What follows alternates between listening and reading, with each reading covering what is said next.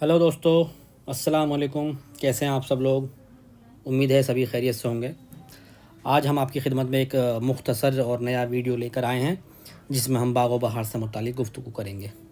बागो बहार में भी सिर्फ एक खुसूसी तौर पर हम दरवेशों के मुल्क और उनकी शादियाँ जो होती हैं उनसे मुतालिक गुफ्तगू करेंगे।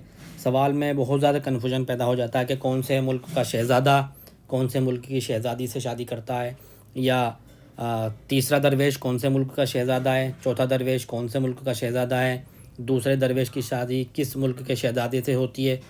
तो ये जो सवाल आते हैं ये बड़ा कन्फ्यूजन पैदा करते हैं। ठीक है, तो आज हम दरवेशों के मुल्क और उनकी शादियों से मुतालिक दो फार्मूले पेश करेंगे। उन फार्मूलों से ये तमाम बातें समझ में आ जाएंगी। ठीक है, तो देखिए, सबसे पहले हम जानने की कोशिश करेंगे कि बागो बहार क्या है और किसकी लिखी हुई है। तो बागो बहार क्या है? देखिए, बागो बहार जो है एक दास्तान है जो कि मीर अमन दहलवी की लिखी हुई है। 1801 में लिखना शुरू किया इसको और 1802 ईस्वी में इसको मुकम्मल कर लिया और गिल क्रिस्ट की फरमाइश पर यह दास्तान लिखी गई। डंकन फारबस ने बागो बहार का पहला एडिशन 1846 ईस्वी में लंदन से शाये किया। ये इम्पोर्टेंट पॉइंट है। डंकन फारबस ने पहला एडिशन बागो बहार का 1846 ईस्वी में लंदन से शाये किया। और सवाल एक ये आता है कि बागो बहार को जदीद उर्दू नस्र का सहीफ़ा अव्वल किसने कहा? तो सही इसका जो जवाब है वो है रशीद हसन खान। रशीद हसन खान ने बागो बहार को जदीद उर्दू नस्र का सहीफ़ा अव्वल कहा है।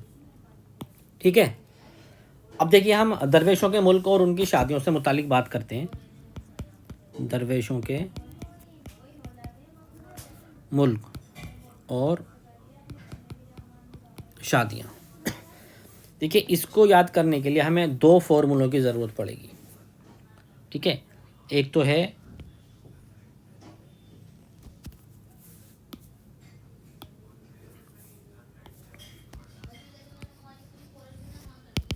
यफ अच, ठीक है, दबफा। ठीक है, जब हम इसको खोलेंगे तो या फा, या इसको छोड़ या लिखता हूँ एन चा। दबफा को दाल बा फा एन।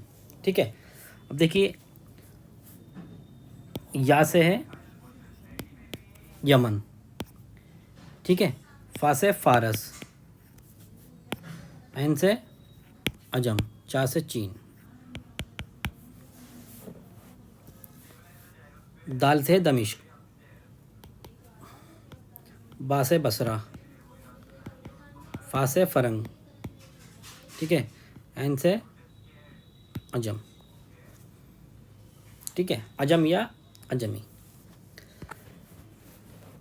तो पहला जो, अब इसको हम नंबर भी दे सकते हैं, 1 नंबर, 2 नंबर, 3 नंबर, 4 नंबर। इसी तरह यहाँ पर 1 नंबर, 2 नंबर, 3 नंबर, 4 नंबर।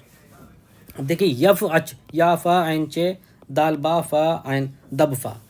तो अब हम इसको देखेंगे, पहला जो दरवेश है वो यमन का शहज़ादा है। ठीक है, दूसरा दरवेश फ़ारस का शहज़ादा, फ़ा से फ़ारस, तीसरा दरवेश अजम का, ठीक है, चौथा दरवेश चीन का। तो हमें समझ में आ गया कि पहला दरवेश का मुल्क कौन सा है? यमन, दूसरे का है फ़ारस, तीसरे का है अजम और चौथे का है चीन।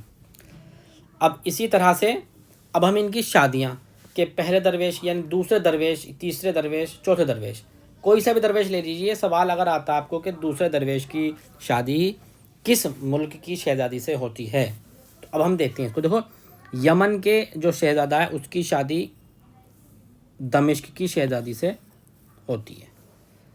दूसरा दरवेश फ़ारस का है, उसकी शादी बसरा की शहज़ादी से होती है। तीसरा दरवेश अजम का है, उसकी शादी फ़रंग की मलका से होती है। चौथा दरवेश चीन का है, उसकी शादी किससे होती है? पीर मर्द अजमी की बेटी से होती है। यानी कि ये पहला दरवेश है वो यमन के सौदागर का लड़का है, उसकी शादी दमिश्क की शहज़ादी से होती है। दूसरा दरवेश फ़ारस का शहज़ादा है, उसकी शादी बसरा की शहज़ादी से होती है। तीसरा दरवेश अजम का बादशाहज़ादा है जिसकी शादी फ़रंगी मलका से होती है, फ़रंगी मलका से होती है। चौथा जो दरवेश है वो चीन का शहज़ादा है और उसकी शादी पीरमर्द अजमी की बेटी से होती है। अब ये हो गए 4 हमारे यानी 2 फॉर्मूले हो गए, यफज और दबफा। जब इन 2 फार्मूलों को हमने सॉल्व किया तो इनसे पता चला गया कि कौन से मुल्क का शहज़ादा कौन है और उसकी शादी किस मुल्क की शहज़ादी से होती है।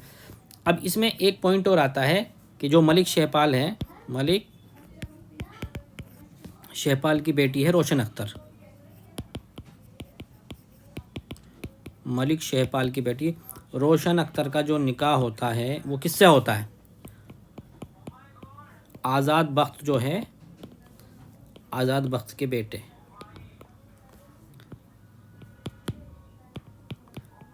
बख्तियार से हुआ।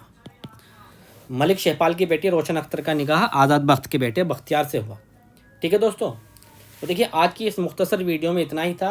यानी कि ये बहुत सारे कमेंट आ रहे थे, लोग डिमांड कर रहे थे कि कुछ इस तरह से कोई टॉपिक बताइए, हमको कोई तरीका बताइए जिससे हम बागो बहार के दरवेशों की से जो शादियां हैं और उनके मुल्क हैं उनको याद रख सकें। तो आपको सिर्फ 2 फॉर्मूले याद रखने हैं, एक तो पहले नंबर पर यफज और दूसरे पर रखना है दबफा। ठीक है, आपने ये 2 फॉर्मूले याद कर लिए, समझ लिए, तो आपसे कोई भी सवाल नहीं छूट सकता है इस तरह का। और किसी न किसी एग्ज़ाम में ये 1 या 2 सवाल इस तरह के ज़रूर आएंगे कि बागो बहार में जो दूसरा दरवेश है वो किस मुल्क का शहज़ादा है, या बागो बहार के तीसरे दरवेश की शादी किस मुल्क की शहज़ादी से होती है। ठीक है दोस्तों, तो आज की वीडियो में इतना ही। और आज हम फिर वही रिक्वेस्ट करेंगे कि जिन लोगों ने अभी तक हमारी वीडियो को लाइक नहीं किया है, शेयर नहीं किया है, कमेंट नहीं किया, वो कमेंट करें। आप हमको कमेंट करें, बताएं कि आगामी यानी जो मज़ीद वीडियो हमारी आने वाली हैं उनमें हम किस तरह की और प्रोग्रेस कर सकते हैं, या कुछ टॉपिक बताइए कि उन टॉपिक पर हम वीडियो बनाएं, तो हम कोशिश करेंगे हम आपकी खिदमत में वो नए नए टॉपिक लेकर हाज़िर हो सकें। और दोस्तों जो लोग हमारा ये वीडियो देख रहे हैं उनसे दरख्वास्त है कि वो हमारा चैनल पहले सब्सक्राइब कर लें और उसके बाद वीडियो देखें, क्योंकि हम ये जो आप वीडियो हमारा देखते हैं और चैनल सब्सक्राइब करते हैं उससे हमें नई नई वीडियो के लिए बहुत ज़्यादा हौसला मिलता है। ठीक है, तो दोस्तों आज की वीडियो में इतना ही और नेक्स्ट मुलाकात के लिए खुदा हाफिज़।